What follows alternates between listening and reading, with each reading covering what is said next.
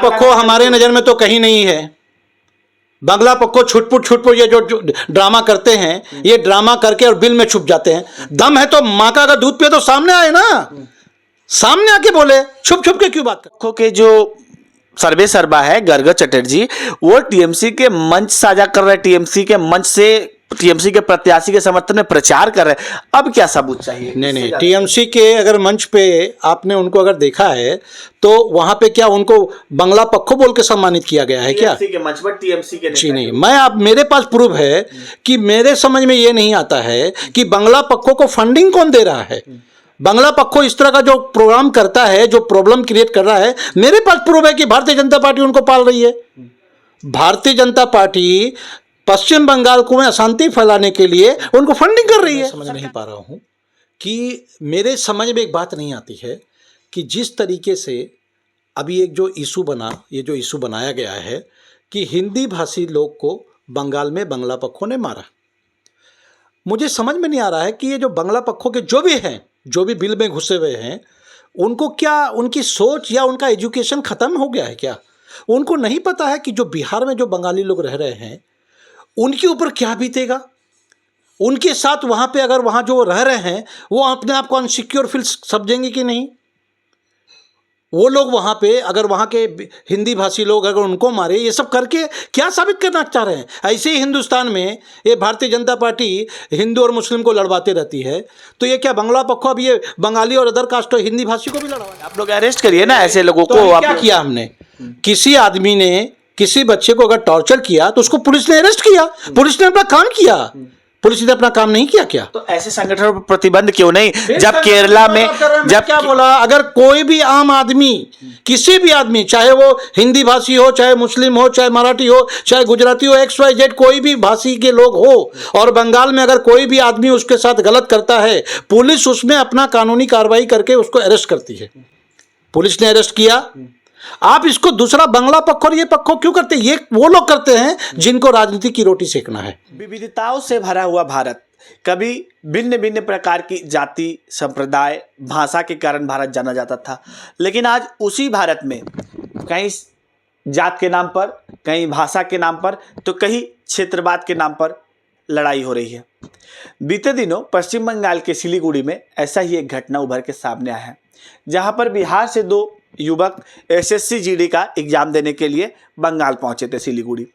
अचानक बंगला पक्खो नामक संगठन के 2 कार्यकर्ता अचानक से पहुंचते हैं और भाषा को आधार बना करके कि उन लोगों को बांग्ला नहीं आता, वो लोग बिहार से बंगाल कैसे आ सकते हैं एग्जाम देने के लिए, इस विषय को आधार बना करके उनके साथ चाह रहे थे कि तृणमूल हिंदी प्रकोष्ठ, जो कि राज्य में सत्ताधारी दल का ही एक हिस्सा है, उनके नेताओं की प्रतिक्रिया आए कि बंगला पक्खो जिस कदर से लोगों को उकसा रही है, भड़का रही है और लोगों के बीच विभेद सृष्टि कर रही है, उस पर हिंदी प्रकोष्ठ का क्या कहना है।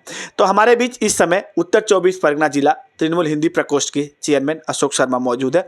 उनसे बात करते हैं और जानने की कोशिश करते हैं। अशोक जी, पहले तो बहुत बहुत स्वागत है। आपको भी।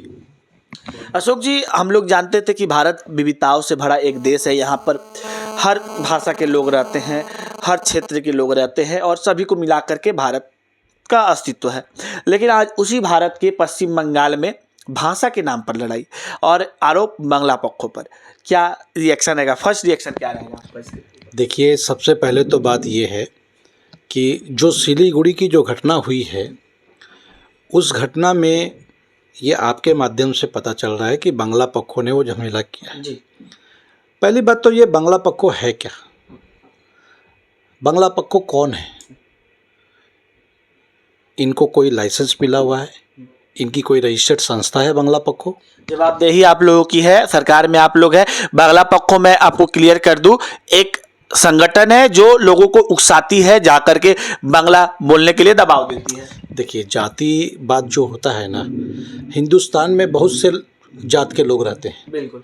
हिंदुस्तान में आप हर स्टेट पे जाएंगे, वहाँ की एक लैंग्वेज होती है, राइट? बिल्कुल।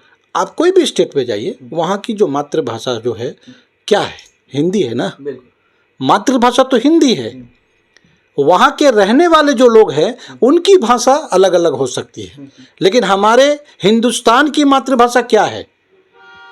हिंदुस्तान की मातृभाषा हिंदी है। तो सबसे पहले तो मैं आपको ये क्लियर कर देता हूँ कि पश्चिम बंगाल में जो घटना घटी है उसको अगर बांग्ला पक्ष बोल के ये अपना क्रेडिट ले कि उसने जो है एक हिंदी भाषी लड़के लोग को टॉर्चर किया, तो ये उनकी घटिया मानसिकता की सोच है।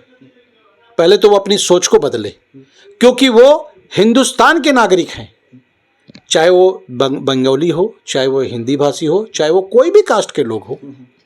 पश्चिम बंगाल में हर आदमी आ सकता है, पश्चिम बंगाल के हर आदमी दूसरे स्टेट में जा सकते हैं। पश्चिम बंगाल की सरकार क्या बांग्ला पक्षों को समर्थन करती है क्या? बांग्ला पक्षों के जो सर्वे सर्वा है गर्ग चटर्जी, वो टीएमसी के मंच साझा कर रहे हैं, टीएमसी के मंच से टीएमसी के प्रत्याशी के समर्थन में प्रचार कर रहे हैं। अब क्या सबूत चाहिए? नहीं, टीएमसी के अगर मंच पे आपने उनको अगर देखा है तो वहां पे क्या उनको बांग्ला पक्ष बोल के सम्मानित किया गया है क्या? टीएमसी के मंच पर टीएमसी के जी नहीं, मेरे पास प्रूफ है कि मेरे समझ में ये नहीं आता है कि बांग्ला पक्षों को फंडिंग कौन दे रहा है। बांग्ला पक्ष इस तरह का जो प्रोग्राम करता है, जो प्रॉब्लम क्रिएट कर रहा है, मेरे पास प्रूफ है कि भारतीय जनता पार्टी उनको पाल रही है। सिर्फ पश्चिम बंगाल के एक भी अच्छे काम के बारे में पश्चिम बंगाल में अपोजिशन नहीं बोलती है। सिर्फ रोज उनको कोई ना कोई ऐसा एक मसाला चाहिए जिससे कि सरकार को बदनाम करने का काम करती है। पता नहीं उनका काम क्या है पश्चिम बंगाल में, क्या वो सरकार को बदनाम करने के लिए काम करते हैं। टीएमसी हिंदी प्रकोष्ठ के जिला के चेयरमैन हैं, ये विषय आपके समक्ष आया, क्या इस पर एक्शन लेंगे आप? क्या इस विषय लिया नहीं पुलिस ने लिया, आप लोग क्या मतलब की तरफ से क्या कर रहे हैं? इसमें हम क्या एक्शन लेंगे? पुलिस का काम है ये। अगर एक लड़का वहां पे आता है, वो वहां पे उसके साथ कोई अगर गलत व्यवहार करता है, पुलिस ने उसका एक्शन लिया, उसको अरेस्ट किया। इसको दूसरे तरीके से आप क्यों घुसा रहे हो? अच्छा, आप देखिए, हमारा बोलने का मतलब है एक हिंदी भाषी लड़का, आप उसको क्यों बोल रहे हो? आप हिंदुस्तान का लड़का है, वो हिंदुस्तान में वो कहीं पे भी जा सकता है। कि उड़ीसा में क्या है, बंगालियों के साथ क्या हुआ आपको नहीं पता है? यूपी में क्या हुआ आपको नहीं पता है? एमपी में क्या हुआ नहीं पता है? नहीं जानते आप दूसरे स्टेट में क्या होता है बंगालियों के साथ, उनके साथ कितना टॉर्चर हुआ क्या आपको पता नहीं है? आप तो मीडिया हो, आप तो सब जानते हो। तो इसका मतलब क्या करें, हम उसको लेके प्रतिशोध करें क्या? अगर कहीं पे भी कुछ होता है तो वहां की प्रशासन का काम है उसको एक्शन लेना। यहां की पुलिस ने अपना काम किया, यहां की पुलिस ने उसको अरेस्ट किया, अरेस्ट करके उसको कोर्ट में खड़ा किया। अब कोर्ट का काम है उसको सजा देना। लेकिन क्या है, कुछ लोगों को रोटी सेकना है, वो अपनी रोटी सेक रहे हैं। बहुत धन्यवाद। तो स्पष्ट रूप से तृणमूल कांग्रेस हिंदी प्रकोष्ठ के जो चेयरमैन है अशोक शर्मा, उनका यही कहना है कि जो लोग भी अपराधी हो, इसको किसी संगठन, किसी भाषा के आधार पे ना देखा जाए।